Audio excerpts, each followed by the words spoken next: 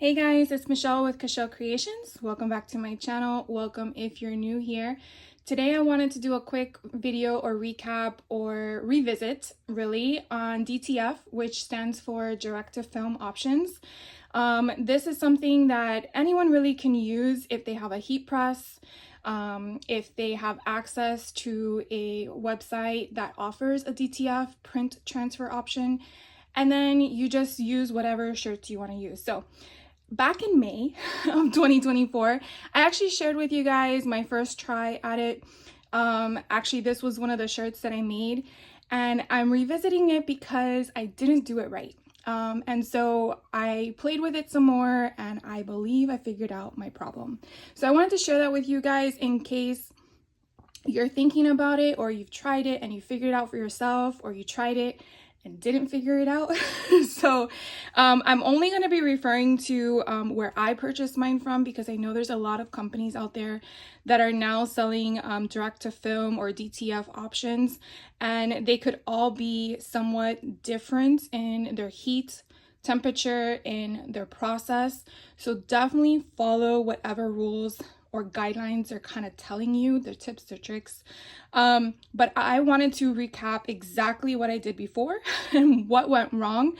So this shirt here was one of the shirts I did, and if you can kind of see closely, you see how it looks like it went through the washer and the drying machine and it didn't adhere properly.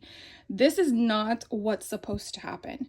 And so I was a little really upset, honestly, that it turned out this way. And I honestly thought, oh, forget it, it's not gonna work, it's not something for me.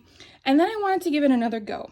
So I went back to the instructions, I went back to what I was supposed to do, and I reviewed my video again and realized I really didn't do a proper pressing. So what worked for me the second go round was, again, the same brand, Bella Canvas. This is just a v-neck, and you could definitely see there is no gathering. Now, I've only worn the shirt once, but I did do the same method, wash and dry, and as you can see, flat as can be. There's no wrinkling at all. And so what I did with this option was that I pressed harder, meaning my pressure to my heat press was harder. And the reason why I keep referring to a heat press versus an easy press is because an easy press is your own hand pressure. A heat press is the pressure of a machine. So it's very different. And why I say that's important is because we all have different pressures. And so an easy press is really not going to help you with this type of format, because it will give you this result. So I don't want that to happen to you, because as you can see, this is a really cute image. I really love this. But it kind of sucks. I mean, I still wear it because it's mine, but if you are selling shirts like I do, and I really wanted to give my customers different options, because not everyone likes the limited color options for sublimation. You know, this is a Bella Canvas cotton shirt, and you can't sublimate on this. There are cotton shirts you can sublimate, but then you have to apply bleach, and it comes with a different component, and sometimes people just don't want that. So I'm trying to broaden my options. So I've been dabbling with the DTF, which is why I wanted to hop on and share with you, because this, and again, I made this for myself. I'm going to the retreat next year, so I wanted to try it out to see how it would work, and I think it came out pretty well. As you can see, it still feels like a vinyl image, no different than if you use heat transfer vinyl. But the beauty of this not being a print vinyl, in my opinion, is not thick. You can definitely see in the back. Again, this is only one wash. Now, depending on how your image is, meaning how solid it is, it could feel a little bit heavy on a person. So it just depends. But anyways, I wanted to give you that quick intro to kind of share with you the situation. So if you never saw my May tutorial, I'm glad, because again, I did it wrong. But I purchased this from Jiffy Shirts. And so I upload my images of what I want. I size it to what I want. It gives me a price. I put how many quantities. So if you are running your own business and you want to have them on hand, obviously that's something you might want to do. The reason why I'm just sharing this again with you is because the DTF machines can run you the price of a car. So unless that's going to be a completely your business line model, it's pretty pricey. So anyways, it kind of just gives me all my images, and this was the image for my customer.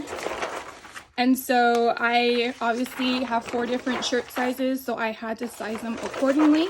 So we're just gonna do one today on camera, but they're just so cute. So again, it's just nice to just cut the image itself. Now, when we apply it on Jiffy's website, it actually has this. So I printed out to have on hand for the next time I do it. And it kind of just tells you the basic stuff. This is where I failed. I went with medium, and for my heat press, I had to go firm. My temperature was fine. And then the second thing I didn't do with the first run that I shared with you was that on the final press, I used a Teflon sheet. Now it does say or, so you have 3 options here. And what worked for me was not only the firm pressure, but another shirt. I kid you not, I was like, you know what? It sounds weird, but let me try it. And sure enough, perfection. So again, this is only specific to my heat press. It worked for me. I'm not saying that it's going to work for everybody, but I definitely want to point out to you what didn't work for me in case you're having the same struggles. That modify it, change it up. Obviously, you're not going to know until you wash it. Because that's, to me, the trick of the trade is when you actually wash a garment and then you realize, oh, that didn't really work. So for me, it was, again, the same 300 because I'm using a cotton or blended shirt. So that's Bella Canvas. Then I went with firm instead of medium. I did everything it asked me to do, pre-pressed it for 10 minutes to get the moisture out. Then I applied the transfer that I wanted. I also used heat tape. You don't want to use Scotch tape. It will leave the adhesive on your shirt. You have to use heat resistant tape. For this one, I did use my Teflon sheet. I let it cool completely. It was very cold. So I basically just put it on my surface. Then I went back to the press again, did another 10 seconds. So all of these were 10 seconds. And then this time I kept it the same pressure at firm, and then I used another shirt. So I basically went through my shirt and just found a color that I don't sell anymore, has nothing on it. I don't know if that matters, but I just didn't want to have there to be any issues with anything transferring. So I just used another shirt. All right. So I'm going to cut up everything, get everything set up, and then meet you at the heat press and share with you how I did it really fast. All right, sit tight. All right, guys, so I'm over here at the heat press. I have it set to 300 degrees for 10 seconds. I already have my shirt kind of prepped on the base. I'm going to use my lint roller to kind of get any lint that is on here off because, you know, we can't really see everything with our eyes. And then I am going to pre-press it for 10 seconds as it advises. My my pressure is already at the firm option, so I have it really snug as a bug in there. So we're gonna go ahead. You can hear how hard it was to secure. Do that for 10 seconds. When that is done, then we are going to get the image on. Now the image itself, if you're used to doing heat transfer vinyl, which is HTV, those have a sticky back. These are not sticky. Okay, so why I suggested the heat tape is for you to help secure it. So what I typically do when I have the image cut, I want to figure out where the center is. So I'm just going to fold it and kind of like line up my image as best as possible. Sometimes not all images are perfect because they're wonky or the image is off-centered. So I just kind of do a little crease at the top that kind of gives me an idea of my point. Then I'm going to bring my my shirt ruler in, and I kind of just like gauge where the center is by the edges of the shirt sleeves, and then I kind of just go from there. I don't really follow the top. I just kind of guide it. Typically 99% of the time your middle is where your tag is, typically. You know, shirts they're manufacturing made, so it's kind of hard. What I then do to put it on the shirt, hopefully you guys can see that, is I kind of take my 4 fingers and I just go from where the edge of the lip is of the shirt collar. I come down, and that's kind of where I want to start my image. Depending on how big your image is, if it's just a word across, you might want to bring it a little bit lower. It's kind of hard to gauge who the actual shirt is for, to figure out the placement of it, but you just want to just gauge it. You know, we aren't flat people. we are a 3D object. So, you know, when you're making a shirt, you sometimes see it as a flat surface, and then you realize when someone puts it on, the placement is either too high, too low. So it's kind of hard. You just kind of play with it. And so by doing this, I'm just following my arrow and figuring out where I want to go. Once I figure out where I want to go is where I'm going to use my heat tape. And I kind of just put it on 3 sides for now. Take this off. And then I actually lift it off here because I want to make sure it's straight. Because not all the time is it going to be perfect when you lay it down. I don't know how people do it like that. I cannot master that. It's just crazy how people can do that. But I guess I'm more of a perfectionist in that sense. So I just like to make sure that it looks straight and even. And then once I get it where I want it, I do come down to the bottom, and I do put another image another tape at the bottom just to keep it in place.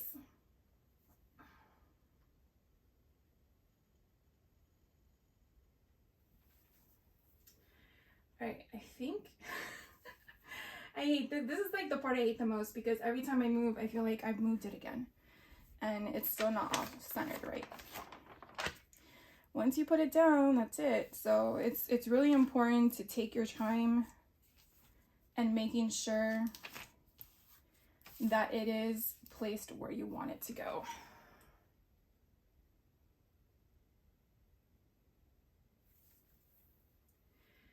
So let's see.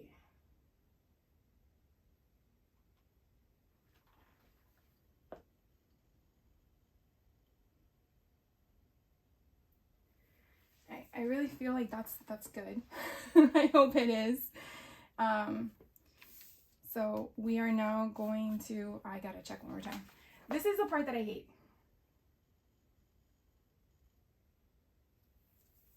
For some reason, I feel like this needs to go here. But then when I do that,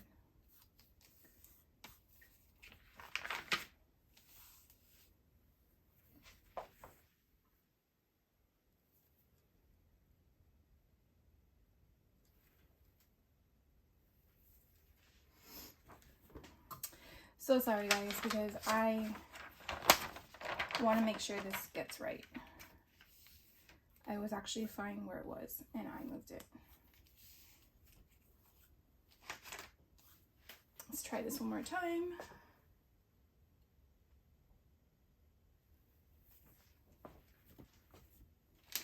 So if you don't like this part, definitely fast forward. I'm sure you already did. And I'm sure by now you're wondering, well, do you have to pre-press it again? I don't.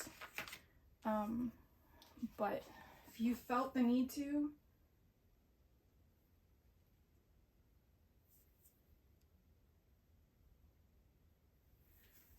all right, we're just gonna go with it because I feel like it's the shirt that's off.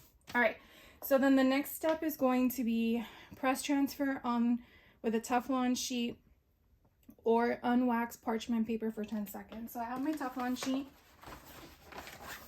And again, it's still at firm pressure. We're gonna press it for 10 seconds. And then we're gonna let it cool. So at this point, when we let it cool, I'm gonna be back. So that is it for right now. So I don't want to touch it. I don't want to peel it. I want to let it cool completely. If you leave it on here, it will take far longer because again, your mat is going to be hot. So this is where you can kind of overlap shirts if you have multiple shirts to do. I basically will leave it here on my surface, let it get cold, and then we'll be right back in regards to doing the final press. So sit tight. All right, so it is completely cold to touch. I want to say it's been about 2 or 3 minutes off camera. So I am basically going to be taking it off. Now they had advised when you peel it off, you want to peel it off at an angle like this. So that's essentially what I'm going to do. And I'm just going to go very slowly. Like that. And now the whole image has been removed from the material. And now we are going to go back to the heat press and press it for a final time. So let's go back over there now. All right, guys, so we're back at the heat press. I just placed this on here. I'm going to take my orange shirt. Now, what I'm using to apply this is really the back or the bottom of the shirt. And I'm essentially just going over it like so, kind of like a blanket. And I'm making sure there's no creases in the shirt that I'm attaching because I don't want there to be any wrinkles in the image. And this is going to be its final press. So this is the final press for another 10 seconds and then we are done.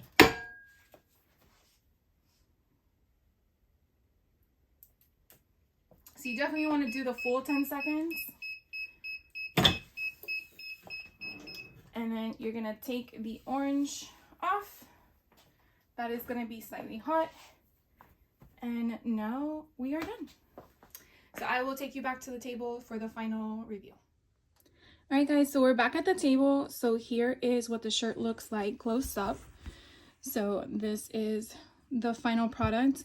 Now obviously I won't know the result until the customer receives it and washes it, but I'm very confident after I've been playing around with this in regards to the options. You can definitely see how the image has embedded within the fibers of the shirt, which is really what you want. That means it's going to hold. So I really think this came out super cute.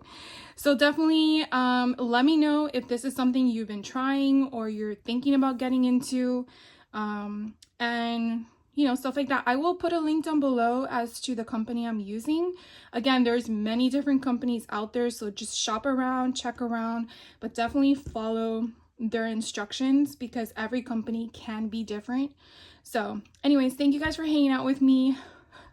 I do appreciate you staying with me with my little struggle of getting it straight, but I am just, I guess, a perfectionist when it comes to that. I just want to make sure my customers are happy and not with any slanted images. So have a great holiday season. I hope you guys are doing well and I will catch you in the next video. So take care.